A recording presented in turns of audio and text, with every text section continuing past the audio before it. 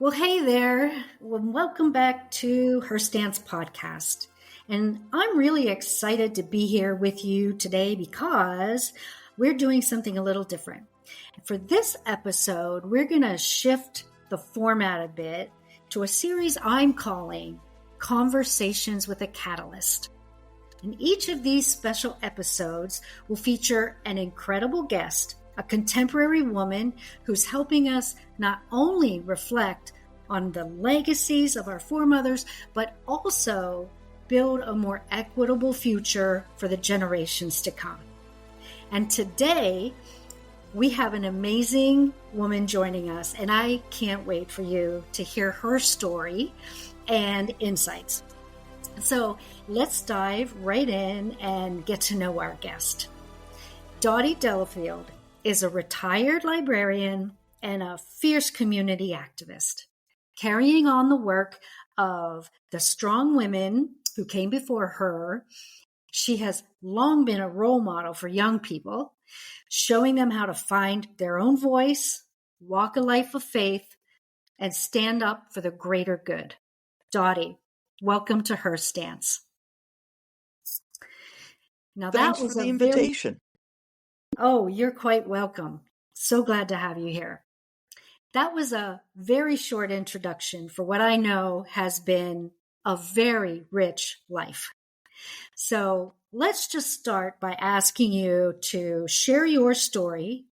Give us a bit of a bio of sorts of where you're from, what inspired you to become a librarian, and who shaped your formative years.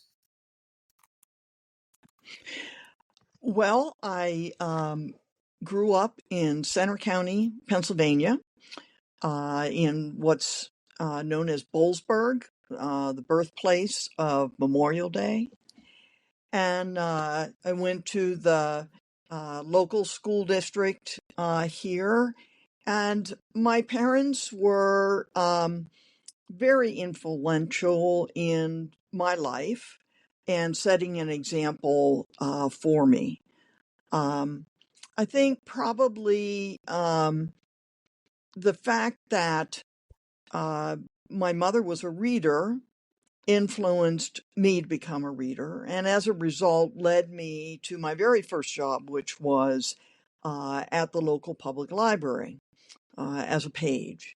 And at the time, the library was very small, and it gave me an opportunity to learn a lot of different things about the library field.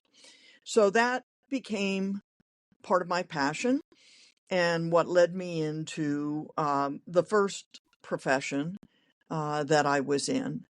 And later, I was a stay-at-home mom. Gary and I have 4 children. And when I went back to work in retail, and I was an assistant manager for a small store. And when I left that, it was over some philosophical differences. So I wasn't quite sure what I wanted to do next. Librarian, stay-at-home mom, retail, what comes next? And my daughter, who was in college or graduated, one of my daughters gave me a book called I Could Do Most Anything If I Just Knew What It Was. And that was very helpful because I discovered that I basically had done the things that I had dreamed about, maybe not to the grandiose level that I dreamed about, but I had done them all. And so the question was, what did I want to go back to or try something new? And ultimately what basically fell in my lap was to go back to school libraries. And I spent another 20 plus years there before I retired in 2021. So that's kind of my bio, I guess, in terms of where I've walked. My parents were the biggest influence in my life. My mother inspired me. She was known as, or we called her, the Energizer Bunny. She never did things halfway. active in church groups and civic organizations. Ultimately, she founded an organization called Mid-State Literacy Council that teaches adults to read. And that organization exists still today and is thriving and very active in the community. But she did not have a college education. She did a lot with a little. She came from a broken home. Her mother wasn't in the home after my mother turned 8 years old, I think. And by the time my mother was in high school, she was actually living with another family and doing household chores to earn her keep. So everything that she achieved in her life, a lot of it was pulling herself up, by her bootstraps. And my dad had an incredible work ethic and was also kind of the quiet one in some ways. But just as my mother was very active in civic and church things, so was my dad. So those were major influences, I think, in my life, at least initially. Mm-hmm. You sort of smooth over, well, I was in the workforce and then I raised my family and I sort of did everything that I'd wanted to do. Now, certainly there have to have been some challenges and obstacles. You sort of talk a little bit about maybe where you were. Yeah, I would agree. I did kind of just like describe that in kind of a smooth path, but it was anything but smooth. Um, and for me, the decision-making process, usually I'll have an idea and think I need to do it maybe immediately, but circumstances don't necessarily allow that. So I've kind of learned to wait it out. In the case of that philosophical difference, and having done these other jobs, it really was devastating to me emotionally because it had to do with faith related things. And I really, really struggled to know. I struggled to make the decision to leave the situation because I had what I thought was my dream job. And here I was walking away from it. And so there certainly were months that went by. And then circumstances presented itself that the district I had been working in provided me the opportunity to kind of get back into the field. And as I said, that book that my daughter loaned me was really helpful as I read through it. And there were exercises to do, some journaling. And that was how I was able to come to the conclusion that I made, that hey, I'd done the things I thought I wanted to do. Now I was free to pick where I wanted to go, kind of approach. Mhm. What did success look like for you? And, we know that, oftentimes it has a male centric point of view, drive, drive, drive, or, and you took time out to raise your family. So what did success look like for you?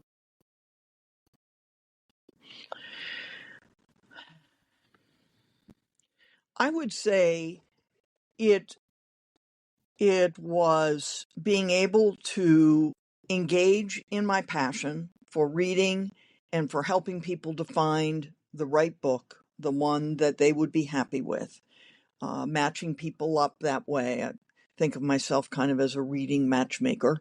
And so success was knowing that I had found, the right book for someone.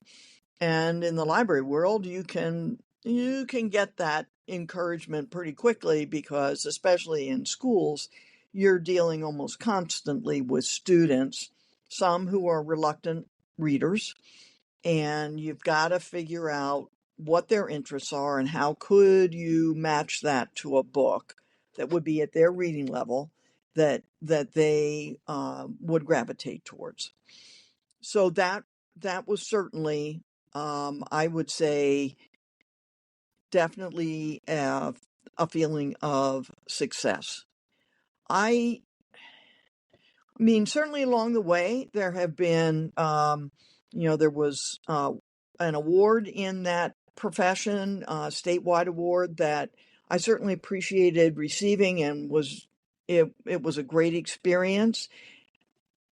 But I also feel that the interactions with people are where I measure my success.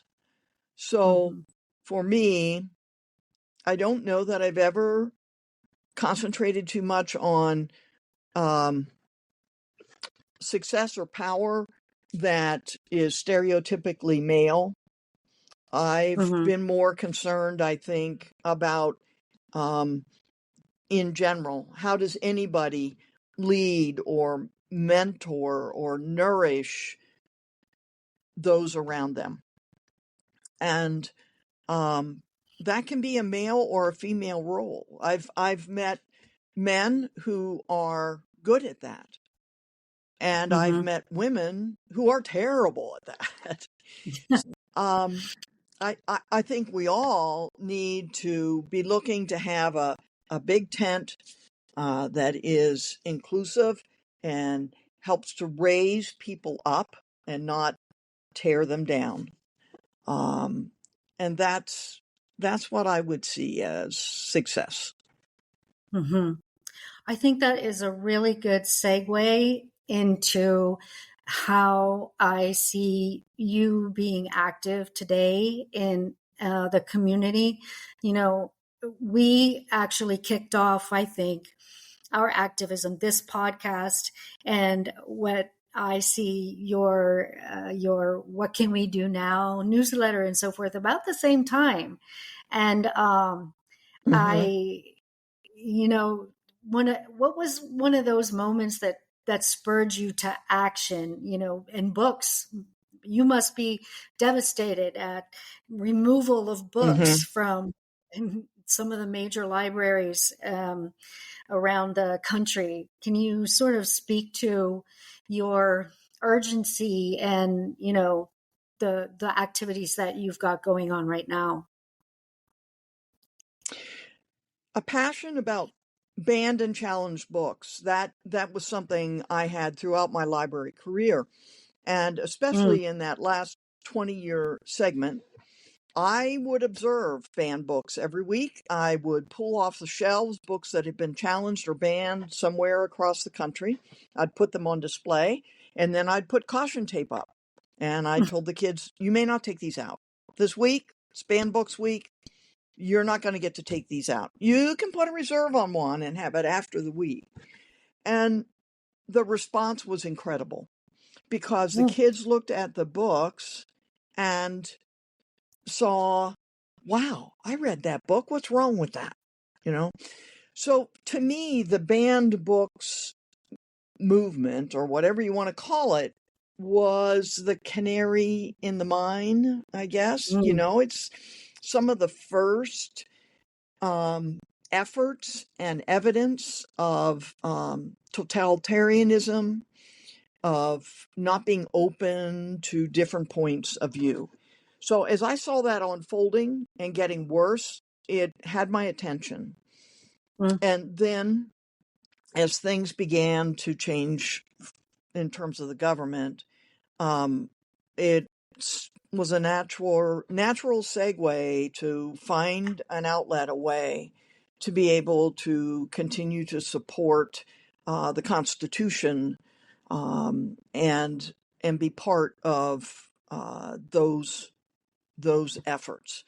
I did a lot of website work as part of being a school librarian, so it was kind of a natural thing for me to create this website, and I keep it up to date. I have, as you mentioned, the email list. I'm part of now of a group of people that go to our local overpass and put up big letters of messages for traffic going by. And I have to tell you, today I probably spent the majority of the day getting organized to protest the decision of the Penn State trustees this past weekend. Mm-hmm. I don't know if you've heard, they have decided they're going to close WPSU.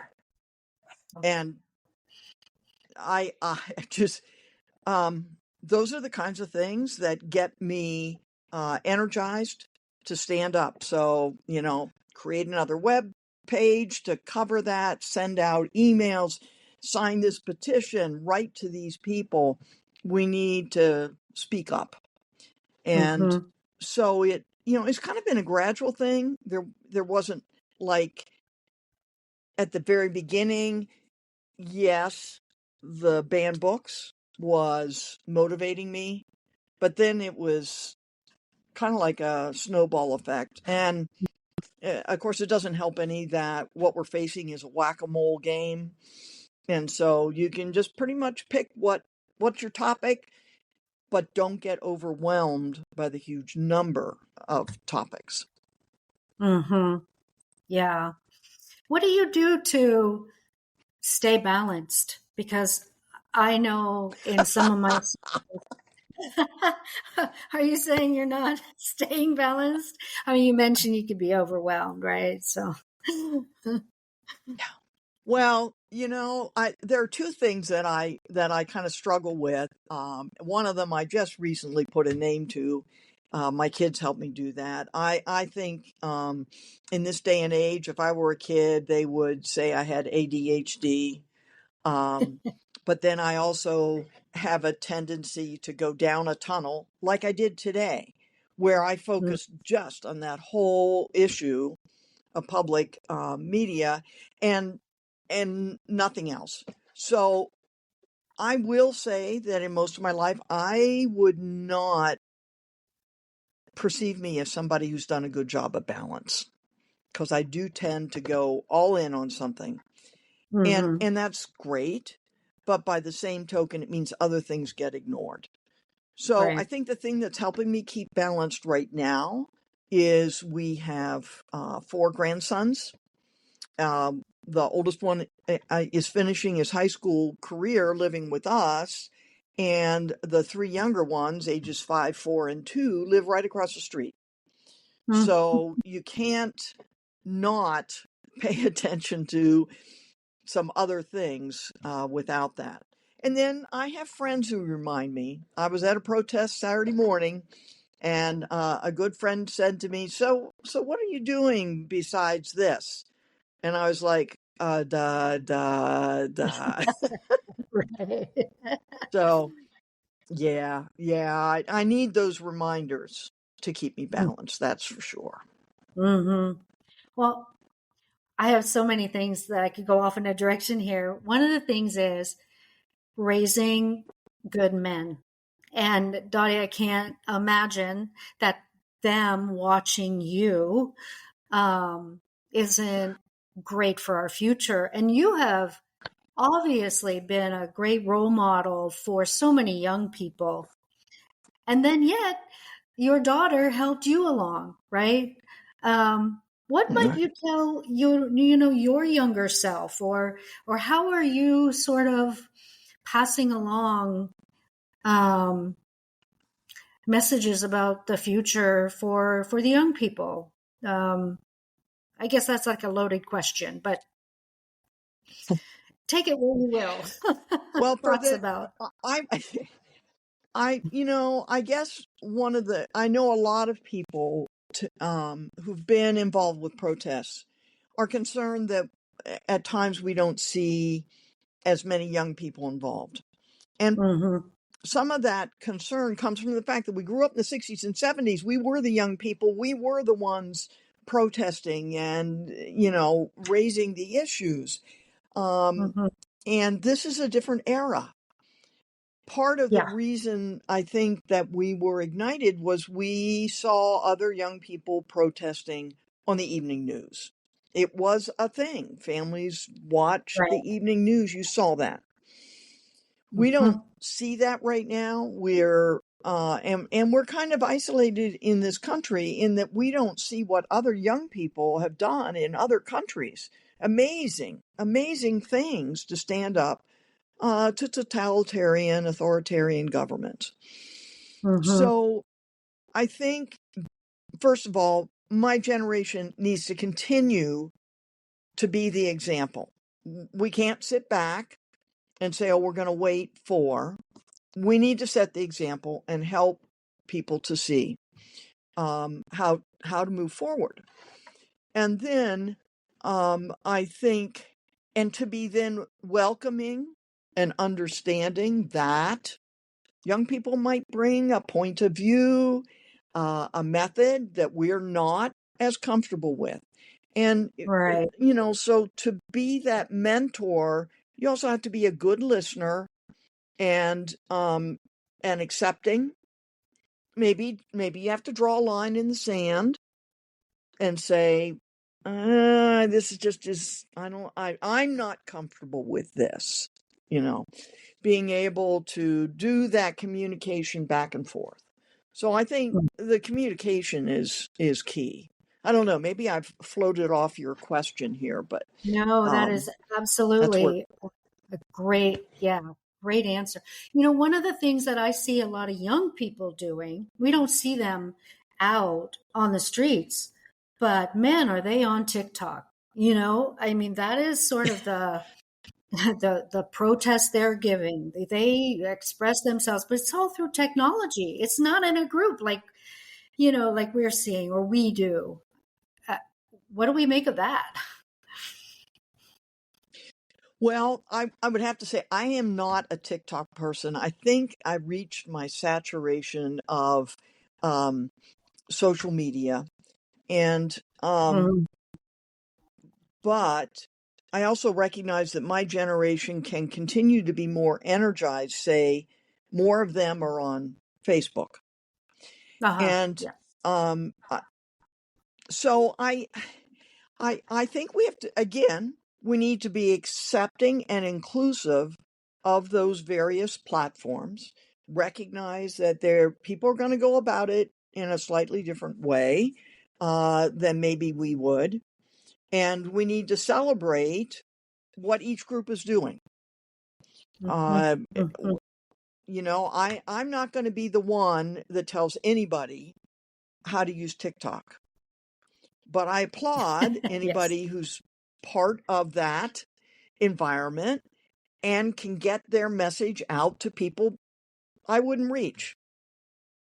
Mhm. Right. So, Mhm. So, what is the legacy that you hope to see future generations of women build upon? What is like a final message of inspiration that you would like to leave with the next generation or those who are listening today?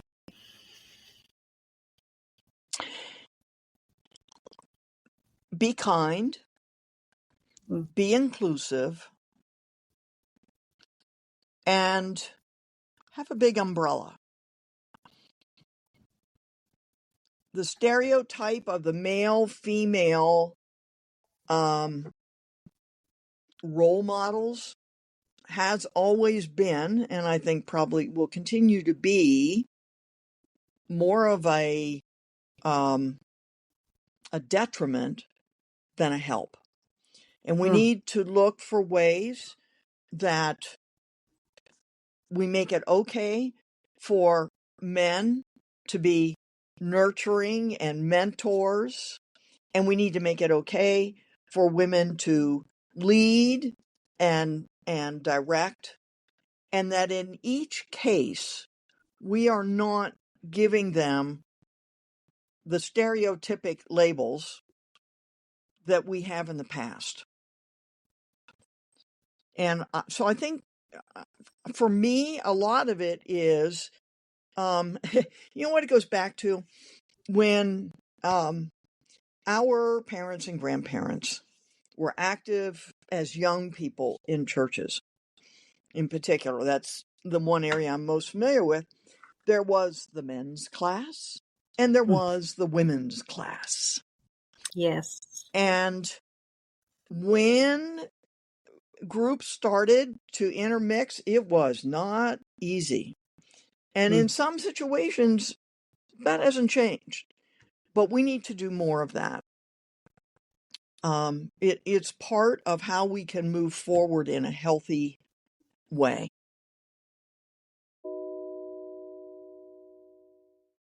One of the things we do on HerStance is a HerStance challenge. Now, I know that your emails say, what can we do now? So let's leave our listeners with a challenge. What can we do now, right now, that they can take away and do tomorrow? Something small and doable to make a difference. What is making you most angry? And who can you reach out to in a civil fashion to try to impact that situation? Wow. Simple, not easy. But I think so apropos this week, Dotty. Thank you. Thank you so much. And listeners, please think through that. I look forward to hearing maybe from our listeners that they've made a step in that direction. We're all talking about that. I really appreciate it. And Dotty, I can't tell you how grateful I am for you to be the first in our Conversations with a Catalyst. And I hope that our listeners have been catalyzed to move forward today in one direction or another because of your words. Thank you so much. Thank you. And thank you for the honor of being the first.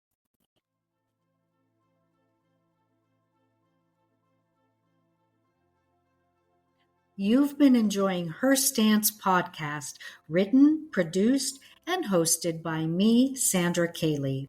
Special thanks to our guest, Dotty Delafield.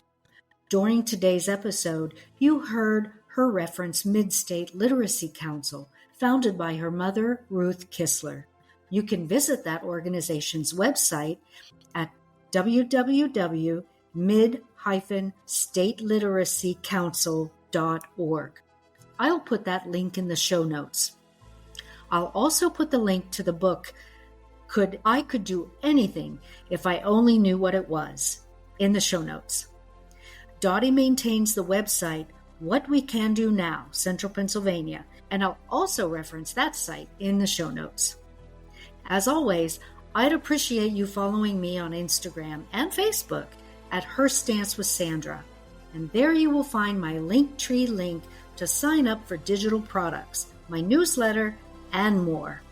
Support me and the mission of HerStance at the support button at the podcast website at herstancepodcast.buzzsprout.com.